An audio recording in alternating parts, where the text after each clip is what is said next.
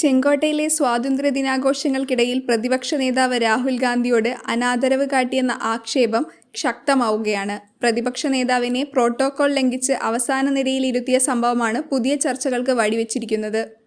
പ്രധാനമന്ത്രി നരേന്ദ്രമോദി ചെങ്കോട്ടയിൽ ദേശീയ പതാക ഉയർത്തി 78ാം സ്വാതന്ത്ര്യദിനാഘോഷത്തിന് ഔദ്യോഗികമായി തുടക്കമിട്ട ചടങ്ങിൽ ഒളിമ്പിക്സ് മെഡൽ ജേതാക്കൾക്കൊപ്പം രാഹുൽ ഗാന്ധി അവസാന നിരയിലിരിക്കുന്ന ദൃശ്യങ്ങൾ പുറത്തുവന്നതോടെയാണ് വിഷയം ചർച്ചയായത്. പ്രോട്ടോകോൾ പ്രകാരം ഒന്നാം നിരയിൽ പ്രതിപക്ഷ നേതാവിന് ഇരിപ്പിടം നൽകണമെന്നിരിക്കെ നടപടി അനാദരവാണെന്നാണ് പ്രധാന വിമർശനം. ഒരു ശതാബ്ദത്തിനിടെ ആദ്യമായി ഒരു പ്രതിപക്ഷ നേതാവ് ചെങ്കോട്ടയിൽ സ്വാതന്ത്ര്യദിനാഘോഷത്തിൽ പങ്കെടുക്കുന്നത്.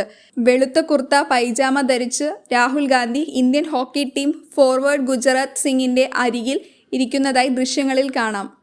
മനു ഭാക്കർ, സർബ്ജോത് സിംഗ് തുടങ്ങിയ ഒളിമ്പിക്സ് മെഡൽ ജേതാക്കളായിരുന്നു മുൻനിരയിൽ ഇരുന്നിരുന്നത്. ഒളിമ്പിക്സ് വെങ്കലം നേടിയ ഹോക്കി ടീമിലെ ക്യാപ്റ്റൻ ഹർമൻപ്രീത് സിംഗ്, PR ശ്രീജേഷ് എന്നിവരും രാഹുൽ ഗാന്ധിക്ക് മുന്നിലിരിക്കുന്നതും വീഡിയോ ദൃശ്യങ്ങളിൽ നിന്നും വ്യക്തമാണ്.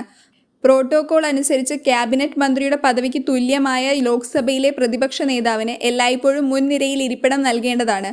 മുൻനിരയിൽ ചീഫ് ജസ്റ്റിസ് DY ചന്ദ്രചൂഡ്, കേന്ദ്രമന്ത്രിമാരായ നിർമ്മല സീതാറാം, ശിവരാജ് സിംഗ് ചൗഹാൻ, അമിത് ഷാ, S ജയശങ്കർ എന്നിവരാണ് ഉണ്ടായിരുന്നത്.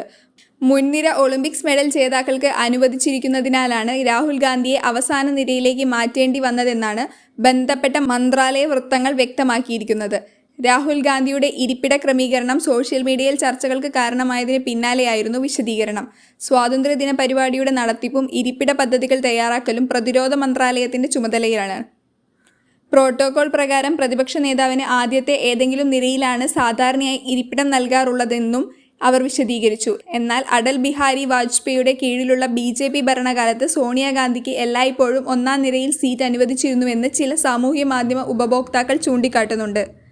ഒരു പാർട്ടിക്കും സഭയുടെ 10-1 അംഗബലമില്ലാത്തതിനാൽ ലോക്സഭയിലെ പ്രതിപക്ഷ നേതാവിന്റെ സ്ഥാനം 10 വർഷമായി ഒഴിഞ്ഞുകിടക്കുകയായിരുന്നു. ഈ സാഹചര്യത്തിൽ കഴിഞ്ഞ ഒരു ദശാബ്ദത്തിനിടെ ചെങ്കോട്ടയിലെ സ്വാതന്ത്ര്യ ദിനാഘോഷത്തിൽ പ്രതിപക്ഷ നേതാവിന് ഇരിപ്പിടമുണ്ടായിരുന്നില്ല.